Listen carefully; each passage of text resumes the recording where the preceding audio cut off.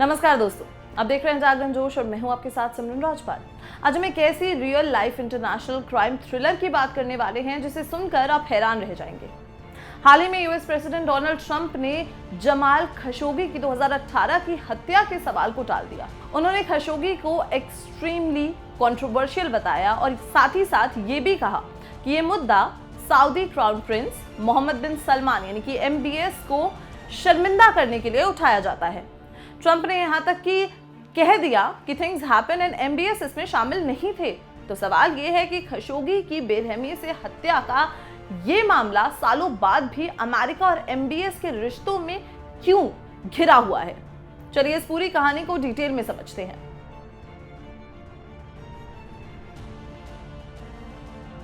ये घटना हुई थी 2 अक्टूबर 2018 को।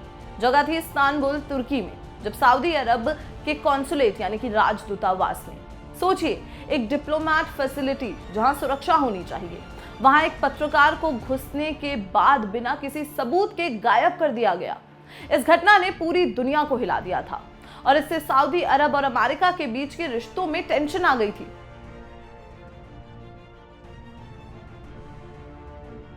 आमतौर पर ऐसे मर्डर्स पर इतना बड़ा इंटरनेशनल बवाल नहीं होता, लेकिन खशोगी का मामला खास है क्योंकि यूएस इंटेलिजेंस का मानना है कि इस ऑपरेशन को मोहम्मद बिन सलमान की मंजूरी थी। इसलिए ये एक क्राइम से ज्यादा अमेरिका की फॉरेन पॉलिसी और ह्यूमन राइट्स की तकरार बन चुका है।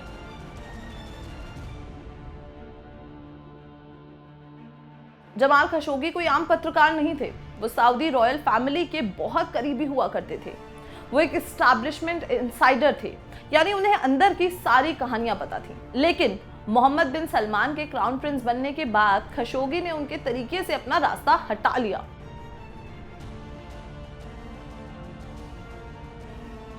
जब मोहम्मद बिन सलमान ने 2017 में पावर कंसोलिडेट की तो उन्होंने बदलाव तो लाए, लेकिन साथ ही शक्ति से अपने विरोधियों यानी कि जो उनके डिसेंटर्स थे उनको दबाना भी शुरू कर दिया। खशोगी को ये अथॉरिटेरियनिज्म पसंद नहीं आया। उन्होंने सऊदी अरब छोड़ दिया।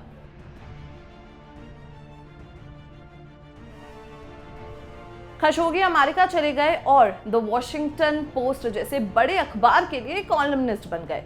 उन्होंने अपने लेखों यानी कि कॉलम्स में मोहम्मद बिन सलमान की पॉलिसीज का खुलकर विरोध यानी कि क्रिटिसिज्म करना शुरू कर दिया।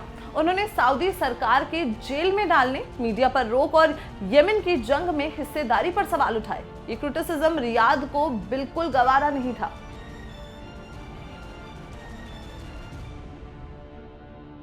अब आपके मन में एक और सवाल आ रहा होगा कि जब इतना खतरा था तो खशोगी सऊदी अरेबिया के कॉन्सुलेट में गए ही क्यों थे। वजह थी शादी। खशोगी अपनी तुर्किश मंगेतर यानी कि फियांसे हैटिस चेंगिस से शादी करना चाहते थे। इस शादी के लिए उन्हें सऊदी कॉन्सुलेट से कुछ जरूरी डॉक्यूमेंट्स लेने थे। खशोगी ने सोचा था कि टर्किश जमीन पर और इंटरनेशनल मीडिया के सामने वो सेफ रहेंगे, लेकिन उनका ये भरोसा गलत साबित हुआ।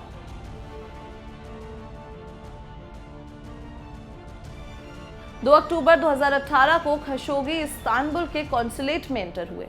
बाहर उनकी मंगेतर हैटिस उनका इंतजार कर रही थी। अंदर खशोगी को पता ही नहीं था कि उनके लिए सऊदी अरेबिया से 15 लोगों की एक प्रोफेशनल टीम आई हुई है। इस टीम को टीम टाइगर कहा जाता है। इसमें सिक्योरिटी ऑफिसर्स, इंटेलिजेंस एजेंट्स और एक फॉरेंसिक डॉक्टर भी शामिल थे। टीम का मकसद खशोगी को वापस रियाद ले जाना था, या अगर वो मना करे तो उसके आगे का प्लान बहुत ही ज्यादा खौफनाक था।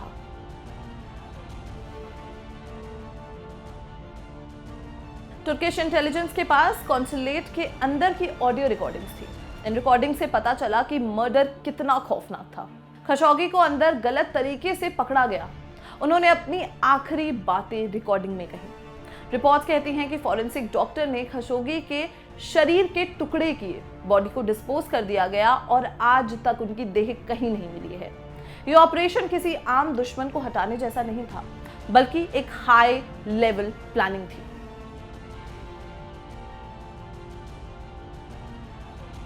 ऑपरेशन को छिपाने के लिए सऊदी टीम ने एक चतुर चाल चली।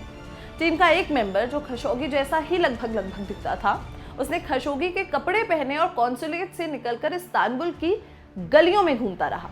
इससे दुनिया को यह दिखाना था कि खशोगी जिंदा हैं और कॉन्सुलेट से सुरक्षित बाहर निकल गए हैं। लेकिन तुर्किश सीसीटीवी फुटेज ने इस फर्जी यानी कि फेक चाल को तुरंत पकड़ लिया था।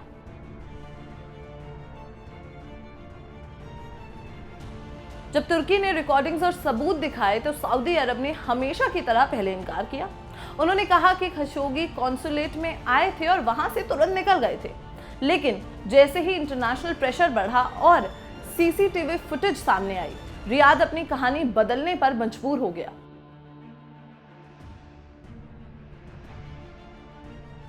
सबसे पहले सऊदी ने माना कि खशोगी कॉन्सुलेट के अंदर मारे गए थे, लेकिन उन्होंने कहा कि ये गलती थी, यानी कि रोग ऑपरेशन था जो गलती से हो गया।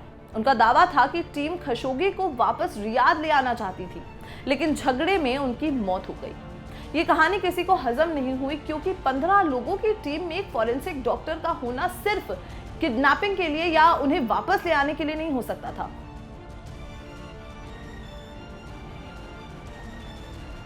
क्राउन प्रिंस मोहम्मद बिन सलमान यानी कि MBS ने हमेशा ये कहा कि उन्हें इस ऑपरेशन की कोई जानकारी नहीं थी।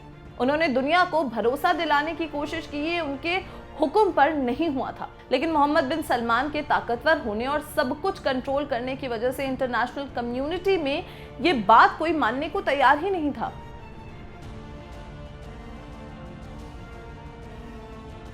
सऊदी अरब में इस मामले पर एक सीक्रेट ट्रायल चला। इसमें 5 लोगों को मौत की सजा सुनाई गई, जिसके बाद में उम्र कैद में बदल दिया गया था और 3 लोगों को जेल हुई।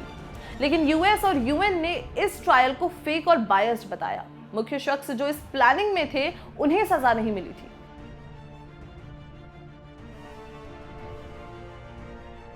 जिस समय घटना हुई उस वक्त डोनाल्ड ट्रंप US के प्रेसिडेंट थे। ट्रंप के लिए MBS बहुत जरूरी थे, क्योंकि वो ईरान के खिलाफ एक मजबूत साथी थे और साथ ही साथ सऊदी अरब US का बड़ा हथियार खरीदने वाला एक देश था। इसलिए ट्रंप ने MBS को बचाने की पूरी कोशिश की। उन्होंने इंटेलिजेंस रिपोर्ट्स को इग्नोर किया और MBS की भूमिका को कम करने की भी कोशिश की।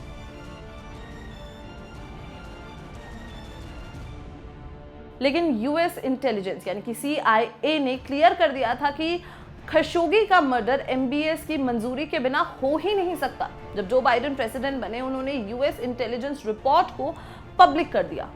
इस रिपोर्ट में साफ साफ लिखा हुआ था कि MBS ने इस ऑपरेशन को मंजूरी दी थी।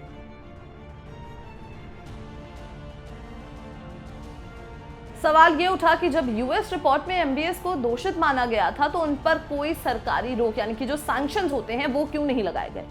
वजह थी रियल पॉलिटिक्स। सऊदी अरेबिया अभी भी US का बहुत इंपॉर्टेंट साथी है। अगर MBS पर सीधे रोक लगती तो ये US सऊदी रिश्तों को तुरंत खत्म कर देता। US सरकार ने MBS के करीबी लोगों पर तो सैंक्शंस लगाए, लेकिन मोहम्मद बिन सलमान को छूट दे दी गई।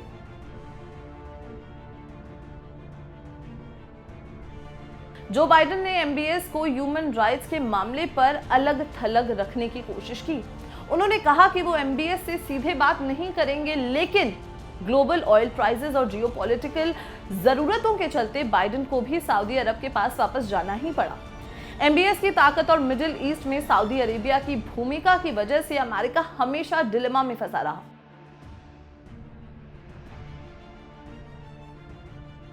खशोगी की हत्या के बाद पूरी दुनिया में गुस्सा फैल गया। वेस्टर्न कंपनीज, मीडिया हाउसेस और ह्यूमन राइट्स ग्रुप्स ने सऊदी अरब को बॉयकॉट करना शुरू कर दिया। मोहम्मद बिन सलमान की इमेज को जो रिफॉर्मिस्ट की थी, वो ब्रूटल डिक्टेटर की बन गई थी। कई वेस्टर्न नेताओं ने MBS से दूरी बना ली थी।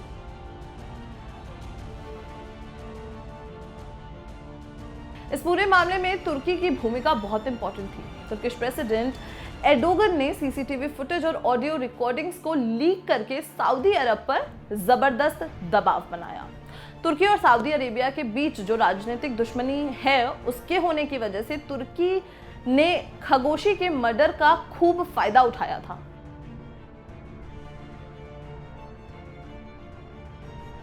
इतने बड़े बवाल के बावजूद मोहम्मद बिन सलमान ने सऊदी अरब में अपनी पकड़ और मजबूत कर ली है। डोमेस्टिक लेवल पर उन्होंने कोई कमी नहीं दिखाई कि उनकी पावर कम हुई है। वो अब भी सऊदी अरब के असली रूलर हैं। ऐसा लगता है कि सऊदी अरब के अंदर MBS का कंट्रोल अभी भी बहुत जोरदार है।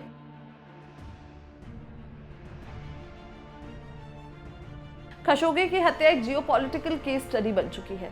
इसने यूएस सऊदी रिश्तों की असलियत को दिखाया कि ह्यूमन राइट्स और डेमोक्रेसी से ज्यादा ऑयल और मिलिट्री डील्स यूएस के लिए ज्यादा जरूरी हैं।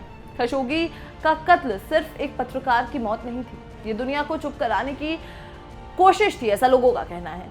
तो दोस्तों, आपका क्या ख्याल है? क्या अमेरिका आगे चलकर एमबीएस पर कड़ी रोक लगाएगा या भू राजनीति इस इंसान की हत्या को भूलने पर मजबूर कर देगी?